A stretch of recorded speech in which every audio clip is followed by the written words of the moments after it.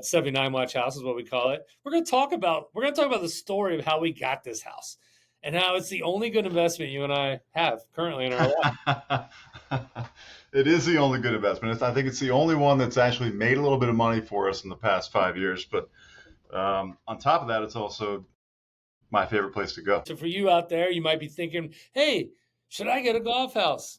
Well, let's talk about the pros and cons and how we got there. Because even though we got this great one that actually provides us decent income, we've also thought about doing it in other markets, and the math has never really played out. It's hard to go to Keywa and get a $875,000 mansion like we got here in Pinehurst, right?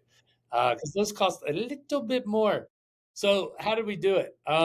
We went down for a guys trip, right? We had 16-ish people. I believe this is Terrence's tournament. Is that accurate? That's right. Yep. It was Terrence's tournament. It was the first one that I ever went to, and I'd never been to Pinehurst before. So you talked about, I think you guys went the year before, and I was super excited to go this year because I couldn't go the year before. That was also the year that you had a flight snafu and had to charge your Tesla like 5 times on the way down. Yeah. So we tried to fly down there, and it was like 11 o'clock at night. Flight got canceled, and we're like, well, we're playing number 2 in the morning. So we're going to drive throughout the entire night and get whatever it takes. Whatever it takes. But the Tesla was not charged. So the first thing we did was we went to the supercharger. We charged it for 45 minutes, got on the road. Then we were like, oh, great. There's not many superchargers out there. So we barely made to the next place. Charged it 5 times that night. Eventually got there 4 or 5 a.m. Tea time 7:30. But we made number 2. You got to do what you got to do, right? I remember the vlog on the way down. You guys just calling everybody updates and on the middle of highway or Interstate 85 with 8% left, just trying to get to the next charging station.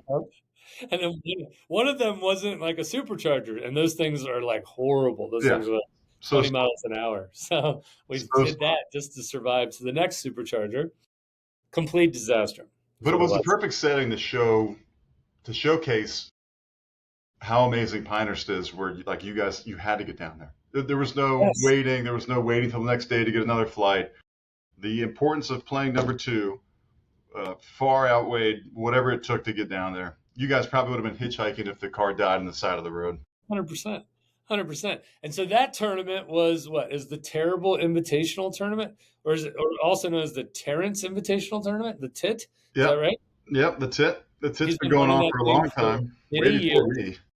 But it might be the longest lasting tournament in the East Coast that I'm aware of. 100%. Yeah. He's been running ever since college, which we graduated a couple of years ago, 2001. And he's run it all the way through. There's been a trip to Ireland. We went to Scotland 2 years ago. This year we're going to Cabot, which is going to be pretty amazing. Yeah.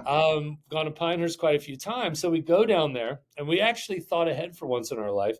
You, me, and Matt Foley, we said, hey, we're going to do this tournament, and we're going to stay an extra day to look at homes, right? So we started looking at all these houses.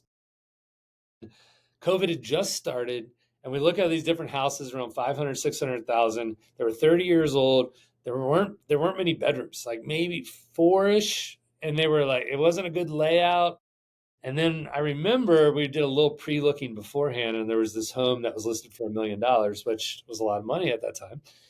And people were scared because COVID was occurred, and people had not realized yet, hey, this is a good opportunity to buy homes. We thought the market was going to crash.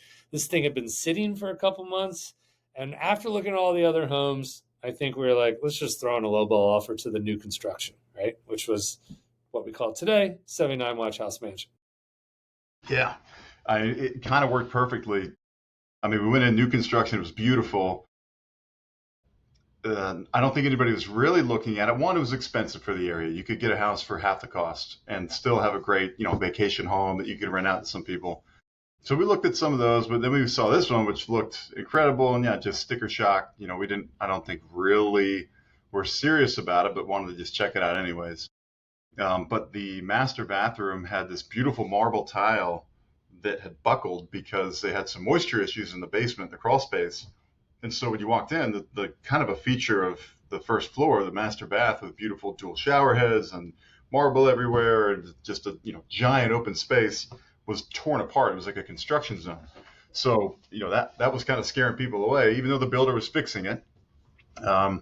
we looked at it, and that's when we asked our agent, well, what do you think? Can you reach out and just kind of put some feelers out there and see what he's thinking on the price? And the builder was just as eager to sell it as we were to buy it, I think. And he was like, just make me an offer. And so we threw in a 20% discount. We threw in 800, and then he came down to like 950. We went up to 850, and then he went to 900, and then we just kind of finagled our way a few grand down from that. And when we looked at the numbers, it was a no-brainer. We were working with our folks over at Sandhills Rentals, kind of getting a feel for what it would rent for and trying to crunch the numbers. Because remember, I mean, even when we got the house below market, we still had to spend a buttload of money buying couches and beds. No furniture came with it. We had money to spend on top of buying the house. So it felt a little daunting in the beginning, but I think, having the vision and the proximity to the course, I think we just decided we had to find a way to make it happen. We knew the U.S. Open was going to be there in like 4 years, and like Sandhills was like, you'll be able to rent this out for like 50,000 in 1 week. I was like, well, it's almost a mortgage. Rates were low back then. I think we got like, what did we get? We got like a 4% at that time.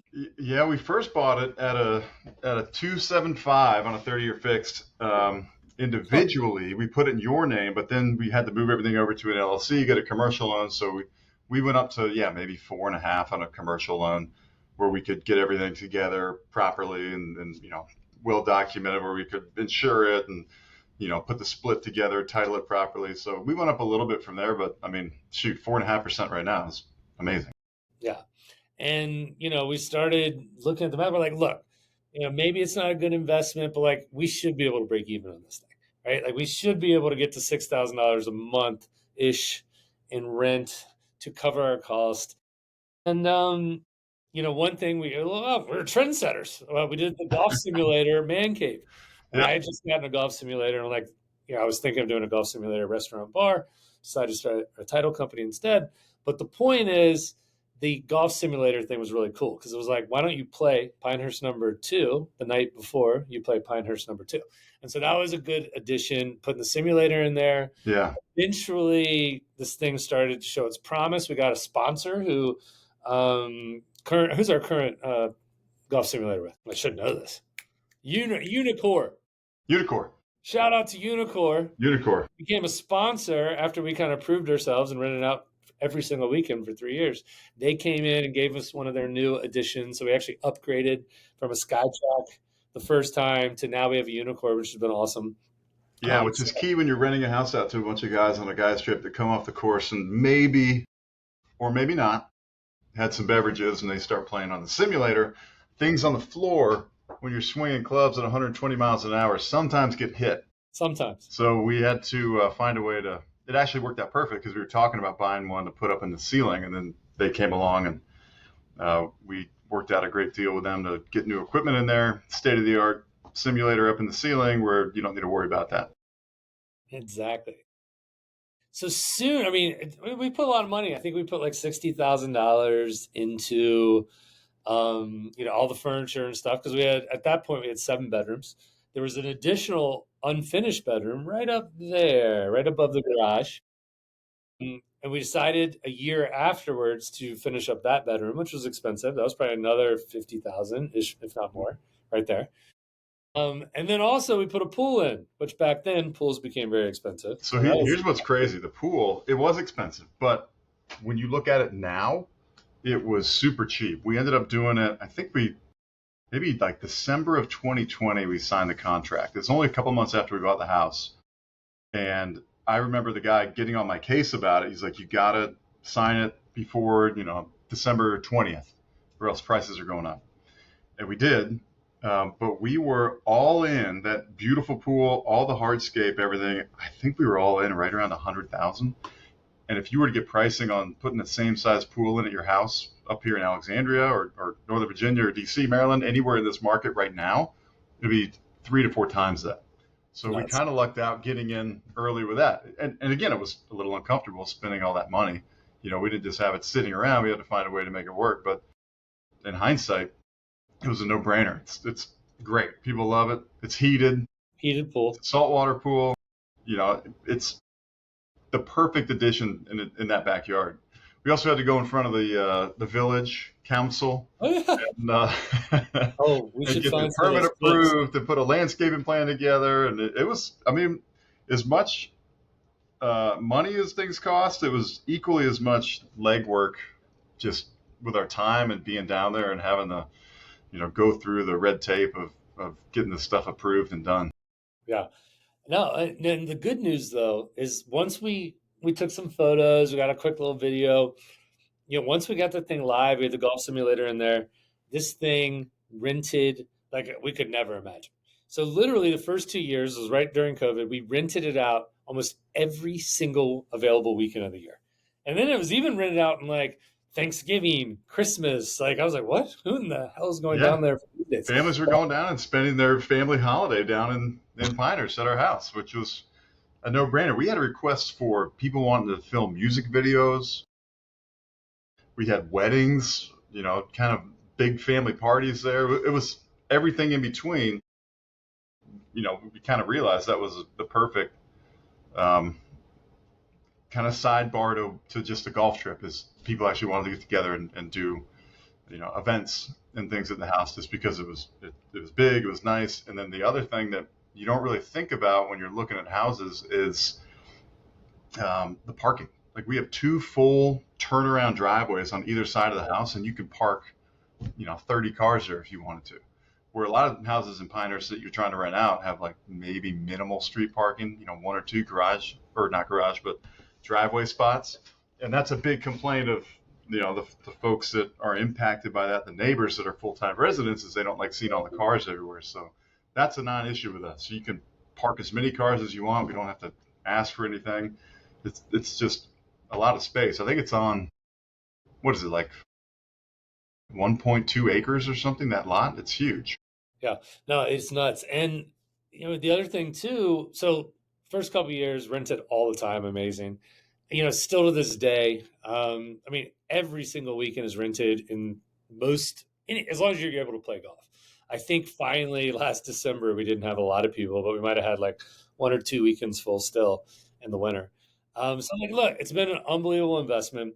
I think we've done the right things. Put the pool in there, added the 8th bedroom, created the man cave with golf simulator, video games, ping pong, beer pong, poker. I mean, it's been a good investment. Now, I don't think you can recreate this thing today as easily, right? I mean, the price of the house has gone up significantly.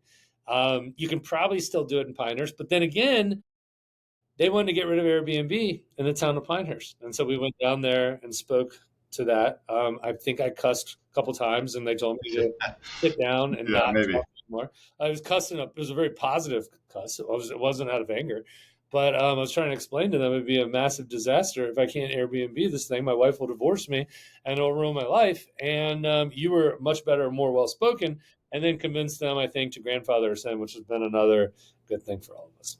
Yeah, that was another reason why we bought the house.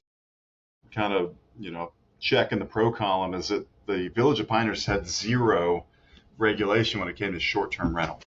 You didn't have to have a business license. There was no regulation on number of bedrooms and heads in beds, so to speak. No parking stuff. There was nothing. It was nothing. So when we showed up, bought the house, and started renting it, it was just the Wild West. We could do whatever we wanted to. And then you had folks start doing the same thing. As the Mhm. U.S. Open announced it was coming to town, it got more popular.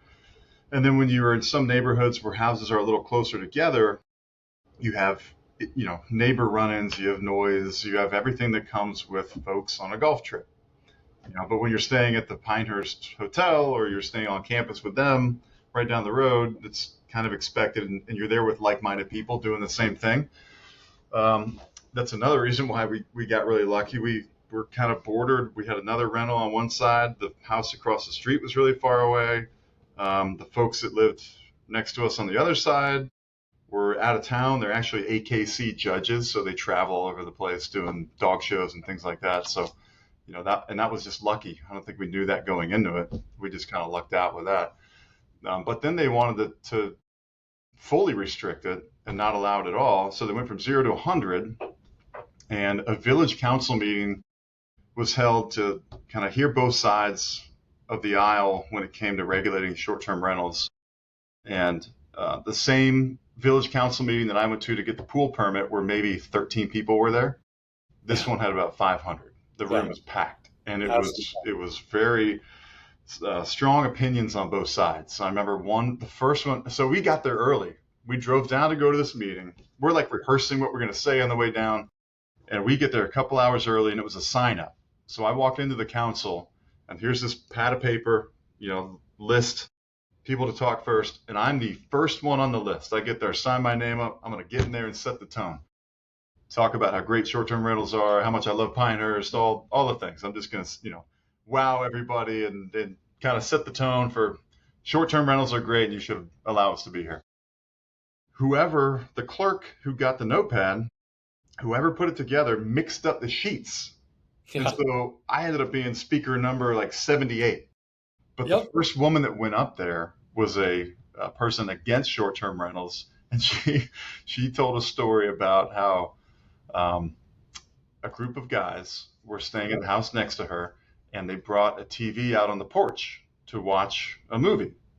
So they could all sit around the TV. And she said, and I look over and I see these guys drinking beers and watching TV, and what's on the screen? Pornography. And I'm going, oh no, this cannot be This is happening. not the opening tone we want. No, not the opening tone we want. Come to find out later, Mark, it was one of our property managers' other houses that they were managing. They got a complaint from the neighbor about it, and he told me that they were watching Game of Thrones, and it happened to be a scene where the girl was nude. That happens in some dramas and things on TV, but it was not what she said it was. So, but you had people here and there, but we made it. We did it. I mean, we kind of gave our 2 cents, and everybody else did who was like-minded with us, and they landed in the middle where they kind of put a limit on how many rentals you can have, and we were one of them, so we can continue into perpetuity to rent our place out unless something else changes. We got to go fight again at another meeting.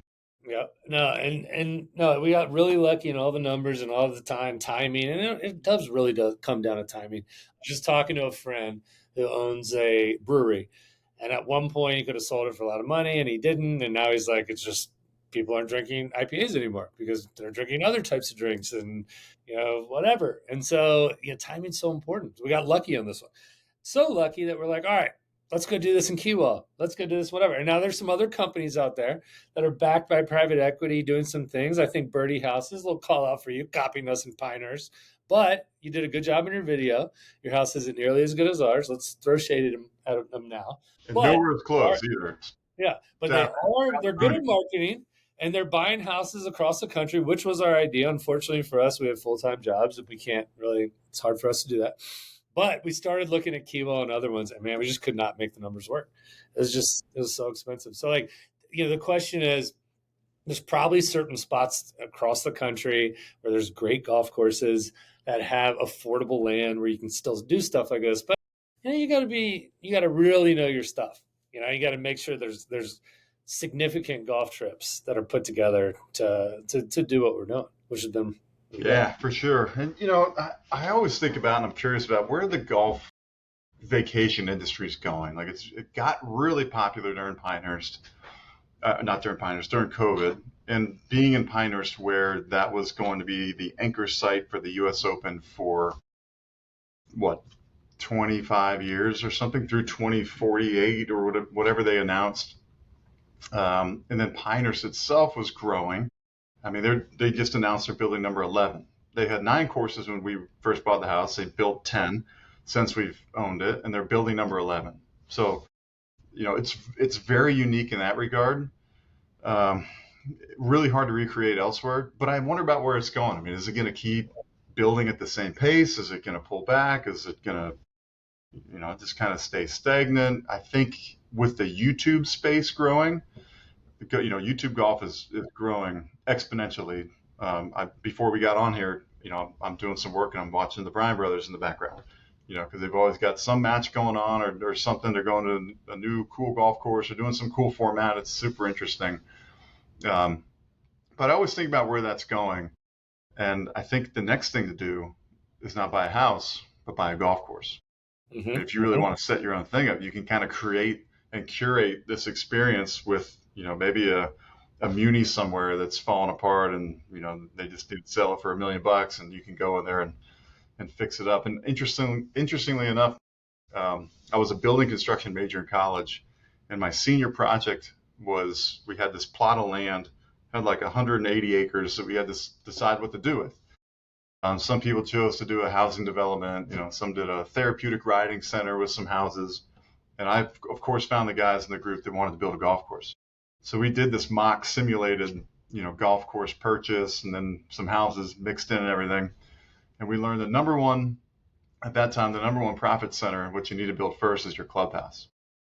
That's where people hang out and they spend their money, and food and beverage sells great. And that's one thing about Pinehurst, which is great. The cradle slings drinks around out on the course. Yep. Then you have the deuce where you can sit on the back patio and watch people come in, the 18th green on number 2. But I would love to run those numbers. Can you imagine 79 watch on the pro shop? Let's just do it. Let's do it. Come on. No, look, I mean, Cradle's done it amazingly well. I love what they're doing. I'd love to see a par 3 course up in the DMV area where you and I are. And there's some land out and about, a little out of here we could play with. I mean, I think they've done a great job. I do like the hole in the backyard where you can get different places to hit from. That's pretty neat. They did a decent job, but some of these people have done a decent job with that. The other thing that we did a good job with, we created the social media page early and we consistently posted. And, it's done really well for us because, number one, a lot of influencers reach out to us. A lot of influencers have stayed. We're doing a podcast with Yip Strickler this afternoon. He just stayed there. We had the DOD King. We had Caleb Clark. We've got quite a good amount of influencers that are, have got the word out about what we're doing. It's been a good way to make things work. And for those out there who want to know kind of how we did it economically, is it's rented out every single weekend, but we've got holes during the week. So we give it to the influencers during the week. Been a good win-win on top of that. So that has been a good move. Yeah, you got serious golfers too. I mean, you had the Clemson golf team come stay and they did their play there. They stayed. So you got serious golfers, not only just the golf influencer space, but you got them. We had the Governor of Louisiana come and stay, and he signed a flag for us and left it at the house. That was really cool. Yep. Yeah. Absolutely. No, it's been good. All right. So the 79 watch story, let's talk about that. So you, me, and Matt Foley, we all started golfing together around 2016. We were all about a 12-ish handicap. None of us had ever shot in the 70s before. You and Matt were both Division I athletes. I was highly recruited, never received any of the letters because the mail, there was probably an issue with my address and receiving the mail, so I never got to the office. The east versus the west on the street, yeah. Exactly. So a lot of great talents, a lot of great golfers, but you guys kind of figured it out pretty quickly. I would say within a couple of years, you guys had broke 80, and you guys were going from 12 to 10 to 9 to 8. It took me 8 years. 8 years. And so what happened was every time I was like, even after 3, in a group text to everyone we know, 79 watch. 79 watch is happening today. And then amazingly, many times I was on pace where I just needed to go bogey, bogey, bogey the last 3. And I always found a way to shoot 80 and 81 and 82. No one's hit more triple bogeys those last 3 holes. So when you look at these pros out there who have got millions of dollars on the line, and I'm like, that guy, he bogeyed a hole. What a loser. I mean, I couldn't even break 80. I mean, it's unbelievable how talented these golfers are and how good of a golfer you've become. You're almost a scratch golfer now. And I'm at a 9, so I'm still pretty far behind you. We see streaks of greatness from you, and that's why it was almost disappointing when you broke 70 or when you broke 80, because I just love this. I love getting the text 79 watch, and then I loved hearing how it would just fully fall apart in the end. Always. And then the one time, I don't know, it might have been the first time you broke it. It was at wasn't that a course? It was like 5,200 yards or something, or some like really short, some short course. And we all claimed it doesn't count, not accepting it. And I actually agreed with that one. I didn't accept that one. Yeah. And then the only reason I actually did it, think I was with either you or Chip, and like I didn't know what my score was. And I was like, man, I think I played pretty well those last 5 holes. And then we were like, oh shit, 79. So, I but think you blew still, past it. I think it was like a 77 or 78. well, that I eventually shot a 76 about 6 months after that, Yeah. on a par 71. The problem with my 79 was it was on a par 70 at Army Navy Country Club. So a lot of people were saying that didn't count. So, Yeah. I mean, it's been a very painful experience for me, but we're fighting through it. I really have started to figure it out. Yeah. Yeah. You're a great talent. I mean, it's Uh, been fun to be a part of the journey. We've been doing this for a long time. it's What, been fun. 8 years? We've been chasing down this dream of shooting 80 or 79, breaking Let's 80. keep it going. We are going to be launching eventually additional homes, 69 watch, 89 watch, 99 watch. You'll be seeing those eventually. So we're pretty excited. We're pretty excited about the future and what we're going to do. I think what we need to do is, have you heard of like some of these courses? There was one that was just on the Golf Channel, in the middle of like nowhere. It's like, I don't know if it's Kansas or Nebraska, but like that land can't be that expensive. We got to be able to find a house around there and pop it up. So maybe that's what we need to do to be able to pull this off. Yeah. But like we talked about, you got to check all those boxes. Like, you got to check the local laws for short-term rental. You got to check the business license stuff. You got to make sure that you have access to the course and that you don't have limits there. And there's a lot to kind of check off. And we, I think, knew about half of them, and then we got lucky on the other half. So for all these like claims that we're going to launch all these homes, the truth will be about 10 years from now, we'll still only have one 79 watch. The world's greatest golf I Airbnb. want to see on the hat, you get like a little dial, and you can just go. You can go from 5 to 9, Oh, and that is just great. change the Yeesh. dial with how well you're playing. Once you like, say you're 79 watch when you tee off, Nice. you hit a great drive, That's turn it cool. down to This is the 60. best idea I've ever had. I love it. That's amazing. All right, buddy. Appreciate you. All right, See man. you at the course a couple days.